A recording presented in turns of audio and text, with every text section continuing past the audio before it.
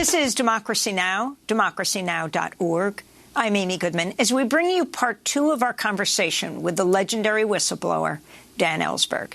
This week marks the 50th anniversary of the release of the Pentagon Papers, published by the New York Times. Dan Ellsberg turned 90 years old in April. Over the past 5 decades, he's been leading critic of U.S. militarism and U.S. nuclear weapons policy, as well as a prominent advocate for other whistleblowers to come forward and release documents they have access to. I want to ask you, Dan, about the U.S. State Department still pushing to extradite WikiLeaks founder Julian Assange from Britain, where he's been locked up for over 2 years. That's after being dragged out of the Ecuadorian embassy in London, where he was taking refuge. He had been granted political asylum and was there for many years before that. A British judge blocked Assange's extradition in January, citing serious mental health concerns, for example, of suicide. Julian Assange was indicted here in the United States for violations of the Espionage Act related to the publication of classified documents exposing U.S. war crimes. He faces up to 175 years in prison if brought to the United States. I'm going to ask you about Daniel Hale and also Edward Snowden, but let's begin with Julian Assange. Some have said as the years went by and you were more accepted as a whistleblower by those who condemned you in the past, well, Julian Assange is no Dan Ellsberg. What's your response? I recognized Julian Assange as a different background, a different personality, a different age. I identified with him very much, even though his role had not been that literally of source or whistleblower, but a publisher. But a publisher much more committed than others than I had dealt with. I identify with Chelsea Manning and Snowden, who again are very different people and different from me. I identify with them more than virtually anyone. We'd gone through the same process of disillusion and the same decision as to what to do, and I feel very, very close to them. But I also liked Assange when I met him and admired what he was doing, which was then putting out the Afghan and the war logs, Iraq war logs, and the collateral murder video. And I very much admired what he was doing. He was taking on, in effect, all of the governments, all of whom keep secrets, many, many more than they should, from their own people and from the world. And it was predictable that the powers of the world would combine in a way to come down on him. The same is true of Snowden in particular, and even to Chelsea with the broad-scale revelations she made. So if Kissinger regarded me as the most dangerous man in the world, in America, rather, I'm sure that many people regarded Snowden and Assange as the most dangerous men in the world. So Well, I mean, we don't have to talk about Henry Kissinger. We could talk about the president of the United States right now, Joe Biden. Yeah. We're not talking about Trump here. We're talking about Biden. When he was vice president, he called Julian Assange a high-tech terrorist. Now Julian has been denied bail, so he can't get out. The only reason he's in prison right now, in the maximum security Belmarsh prison in London, is because of the request for him to be brought to the United States and be tried under the same law that you were tried under, the Treason Act. It's not a treason act. It's a law designed for treason is defined in the Constitution. It's the only felony that's actually defined in the Constitution. And none of us have been charged with treason, which would be actually absurd, because one of the requirements, which were deliberately made very narrow in our country, since our country was founded by traitors, every single signatory to the Declaration of Independence was subject to being indicted and hanged by their previous authority, British Empire. And I should say the Espionage Act. Yeah, the Espionage Act. Again, that was designed for Espionage Act. It doesn't provide for any explanation to the jury as to why you did what you did or what the impact. It's just taken for granted that it's what they call a strict liability law, that merely doing it is ipso facto criminal. And the way they're using it is indistinguishable now with the indictment of Assange from a British-type Official Secrets Act, which criminalizes any and all release of information the government has chosen to stamp secret. We've never had such a law. Congress has often proposed it and never gotten a vote on it.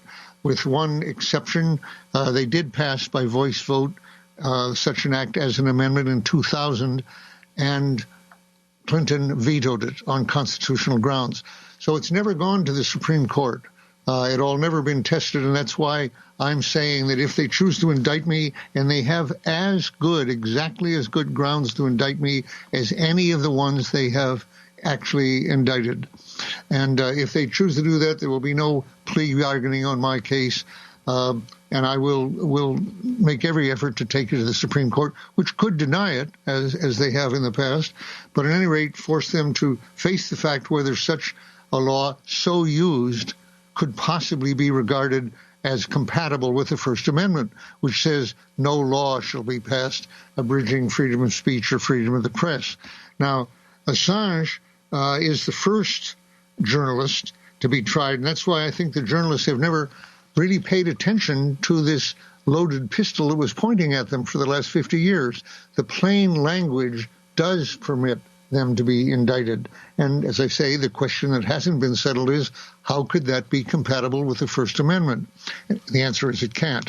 As you say, Biden was one who did regard him as a criminal right from the beginning, back in 2010, when Chelsea Manning was his major source for that material. But then the Obama administration, of which Biden was a part as vice president, considered indicting Assange and chose not to do it on the grounds that the sensible grounds were that you'd have to indict the New York Times, which had printed his material just as much as him. That would be embarrassing, but it would be more than embarrassing. It would hold up the absurdity and the intolerability of using that plain language to indict someone who was publishing such material. Biden should and could have simply dropped that appeal. When the judge, as you say, Judge Baritzer, refused to indict him on grounds actually of the health risk that he would face if we were sent over. They do, after all, have an Official Secrets Act. He would clearly have violated that. I would have clearly violated that if we'd been over there. So she probably wasn't so impressed by the difference in the American constitutional system. But she did refuse to indict him, to extradite him. Trump, on virtually his last day in office, I think on January 17th, he actually appealed for Assange to be extradited. And Trump, when Trump left office then, and physically still claims that he's president, but Biden then could have dropped that appeal. He could still do it, and he should still do it. But a lower-level officer in the Justice Department, a holdover from the Trump administration, simply renewed the appeal. That was the wrong thing to do, unconstitutional, and Biden could and should drop that. However, it's far from certain, it's not even likely that he will do that, given his untoward attitude back in 2010 when he called him a high-tech terrorist. The same thing would apply, by the way, to the pursuit of Daniel Hale and Reality Winner, who's in prison now also. So let's talk about both Daniel Hale and Reality Winner. First, Daniel Hale. The former U.S. intelligence analyst, Daniel Hale, was unexpectedly arrested and jailed ahead of his sentencing, which is scheduled for July 13th. In March, he pleaded guilty to one count of violating the World War I-era Espionage Act for leaking classified documents about the secretive U.S. drone and targeted assassination programs. Last month, I interviewed National Security Agency whistleblower Edward Snowden and asked him about Daniel Hale. Daniel Hale is one of the most consequential whistleblowers who sacrificed everything, an incredibly courageous person, to tell us that the drone war that, is so obviously occurring to everyone else, but the government was still officially denying in so many ways, is here, it is happening, and 90% of the casualties in one 5-month period were innocents or bystanders or not the target of the drone strike. We could not establish that. We could not prove that without Daniel Hale's voice. So that's Edward Snowden, and we were speaking, I was interviewing him and you for a virtual panel that I moderated. Your take on Daniel Hale and what he did? I think what he did was very admirable, and it was not only simply passing on some documents or some information, but really carrying on, as he should, a campaign against the murderous aspect of this campaign. He acted very admirably in a way that very, very few officials have ever done in showing the moral courage to separate themselves from criminal activities and wrongful activities of their own administration and resist them, as well as exposing them. So I would say he's a particularly admirable person, especially one that should not be put in prison for this. We also mentioned a reality winner who put out a leak for which she should not be in prison. And this is true of all the people who have been prosecuted. None of them have had the occasion for a fair trial. And since they're not even able to tell the court or the jury why they did what they did, I wasn't allowed to do that myself, going back to the first of these prosecutions. But in other words, the jury is not allowed to be in a position at all fairly to judge the nature of the act that was taken and why it was done. But even beyond that, they shouldn't be prosecuted for these activities in the first place and have to justify themselves to that extent, since they were revealing activities that were clearly wrongfully being concealed. The family of reality winner, she was arrested in 2017, held in custody for over a year. Then in June 2018, pleaded guilty to a count of unauthorized transmission of national defense information for releasing to The Intercept information about Russian interference in the 2016 election. She was sentenced to 5 years in prison. She told the New York Times, prosecutors told the New York Times, that reality winner got the longest sentence ever given by a federal court for unauthorized disclosure of government information to the press. She was sentenced also under the Espionage Act, Dan. Yes, also, by the way, of course, Chelsea Manning got a longer sentence, but that was from a military court-martial. So I think the difference is a civilian court here. Chelsea spent 7.5 years in prison, much of it in solitary confinement. And interestingly, it was President Biden, it was President Obama, with, Biden as vice president, who actually commuted that sentence and had her released. Admitting that he should have done it years earlier. But by the way, one thing that makes it easier for me to contemplate this process is the fact that I am 90 and glad to be alive this long. But these extraordinary long sentences don't have the same meaning for me that they do for the younger people. In their cases, the coercion on them to accept a lower sentence and to plead a bargain, which cuts off the appeal on the thing, is very strong. The likelihood that without being able to tell the jury their public interest defense, they will simply spend more money and get a longer sentence if they go to trial impels many of them to cut the thing off well before it goes to any appeal in the Supreme Court. In my case, I don't have the incentive to do that.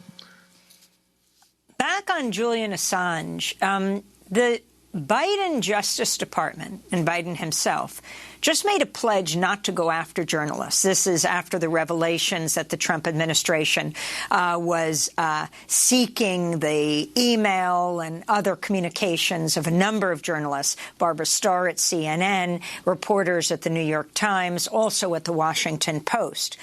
But at the same time, You have Merrick Garland, Attorney General, saying he's going to go after the person who leaked information to ProPublica about the taxes of the wealthiest, the fact that they don't pay taxes in this country. Can you talk about what you think should happen, how you think those in government, you were in government, you worked in the Pentagon, the effect of pressure on those in the highest levels in government. And this is where I want to begin to end this discussion. I mean, how you were affected by the protests outside the Pentagon when you were inside, seeing those that were willing to be dragged off to jail, the kind of impact movements make on those in power, right up until the President of the United States. It wouldn't have occurred to me to do something that would do either one of two things, that would lose me my contact as a president's man, as somebody could think of myself as working for national security in the person of the president and helping him do, or someday her, do exactly what she wanted to do, whatever it was. And that's what Egil Krogh, the man who was to neutralize me for the plumbers, said in his guilty plea, his change of mind, how he had been thinking that to help the president free to do whatever he thought was in the interest of national security was to him the essence of national security. Now, that should not be the case in a democracy. It is true in other countries where the oath of loyalty is to the Führer, is to the leader, to the president totally, as so many people in this country really do, without recognizing how lucky they are that their oath in this country is to the Constitution of the United States, which has an amendment calling for freedom of the press. And I just want to interrupt for 1 second, because in part one you referred to this neutralization of you by mercenaries hired to go after the Bay of Pigs in Cuba, to invade Cuba. What do you mean by neutralize? What was the scenario that ultimately was revealed?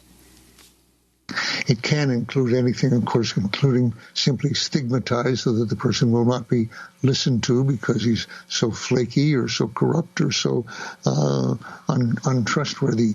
But it definitely extended to incapacitating me totally, which, as their prosecutor felt, meant killing me. I'm actually not sure it did mean that.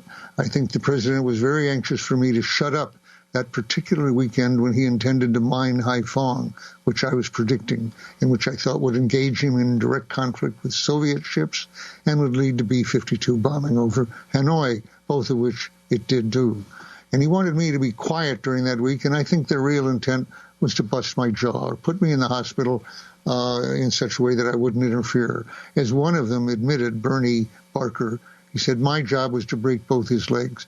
This was at the orders now of the Oval Office of the president, and that's the one thing that hasn't been legally justified. All the other criminal acts that were taken against me, like warrantless wiretaps or breaking into the psychoanalyst office, have now since 9/11 been legitimized in law, though they haven't been tested constitutionally. I would question all of them. But one that hasn't actually been in a law is for the president to simply attack, incapacitate, kill other people, as President Obama did, for example, with U.S. citizen Anwar al-Awlaki and his 16-year-old son a couple of weeks later in drone attacks of the kind that Daniel Hale has been revealing, exposing. Again, killing an American citizen without due process, without any judge, jury, witness, testimony, anything else, as a routine activity of presidents. The fact that that hasn't been challenged, really, even though it hasn't been embodied in a law like the warrantless wiretapping or the surveillance, can't make it either constitutional or legal or moral. And yet it is going on without challenge, and that makes it part of who we are and what we do. That should change back. Finally, what message do you have to people in this country? You have just revealed new information about what could have led to a nuclear attack between the United States and China around Taiwan. But you've often called over the years for people to release information about Iran and plans, nuclear plans of the United States and Iran and others. Who should be whistleblowers, and what are you asking them exactly to do? Anyone in the government, if they're in for months or years, is aware of the great amount of lying that is done to one audience or another about what our policy is or where it's going, what the costs are, what the real intention is, what the real interests that are bearing on them are. Nearly everything the government says, as I have shown, is misleading to some extent on those relevant factors. And that's the way it's always been in government, in every government, and probably always will be. The penalties for telling truths that your boss doesn't want told, or your agency or your president doesn't want told, is likely to be very great. And so you can't just decide, I will tell the truth, I will expose every lie. If you can't stand being part of a lying process, you can't stand being in the government or probably any other big organization very long. But the question is what the lies are about. And when that was true with the Pentagon Papers and with these new information about possible nuclear war, when the question is that many lives are at stake, as they are in this, then people should summon up their potential for moral courage, which really means their willingness to be punished, to risk punishment by people who don't want them to tell that, or to be ostracized by others who regard them as traitors, even if they're not called that in America. So what I'm telling them is to do not what I did. Don't do what I did in 71, waiting until bombs have fallen or many more people have been killed, when you have information that reveals that this is in the works, that it's likely to happen and might not happen if you reveal the truth about it.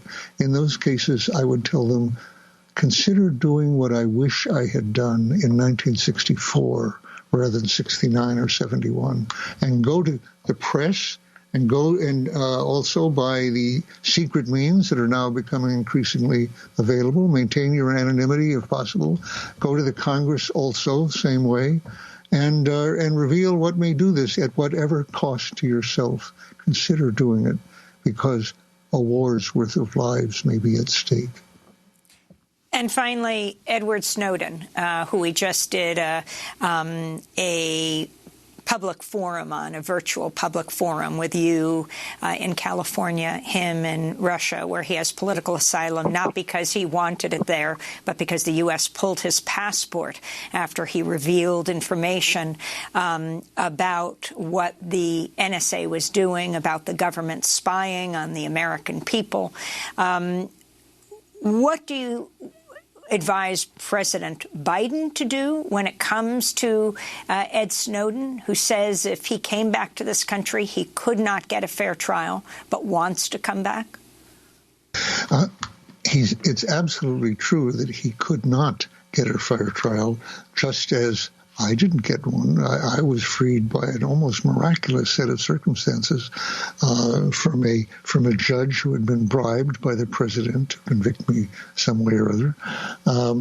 Others can't count on my miraculous escape from prison as applying to them. So this is not something you do lightly, is to follow in this path. The others, Ed Snowden, currently condemned to lifetime in exile. Chelsea Manning, 7.5 years in prison. Mordecai Vanunu in Israel with 11.5 years in solitary confinement out of 17 years he was in for revealing their nuclear program. In all these cases, first of all, this should not be happening. They should be free. But second, there is the possibility for Congress to change the law, which should happen. Actually, Tulsi Gabbard and Ro Khanna both put in bills that would amend before Tulsi left Congress, that would amend the Espionage Act and allow for a public interest defense.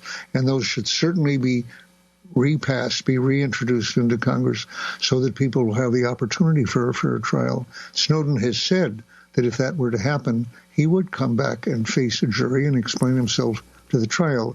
He would be very foolish. It would be meaningless and a useless cost for him to do it now. He's much better able to speak wisely to the world where he is until it's possible for him to face a true accounting for his actions in the United States. Daniel Ellsberg, we want to thank you so much for spending this time with us, the legendary Pentagon Papers whistleblower, and a belated happy 90th birthday, Dan, with many, many more to come. Author of The Doomsday Machine, Confessions of a Nuclear War Planner, and Secrets, a memoir of Vietnam and the Pentagon Papers. To see part 1 of our extended discussion on the history of the Pentagon Papers and also the latest leak that he just engaged in, go to democracynow.org.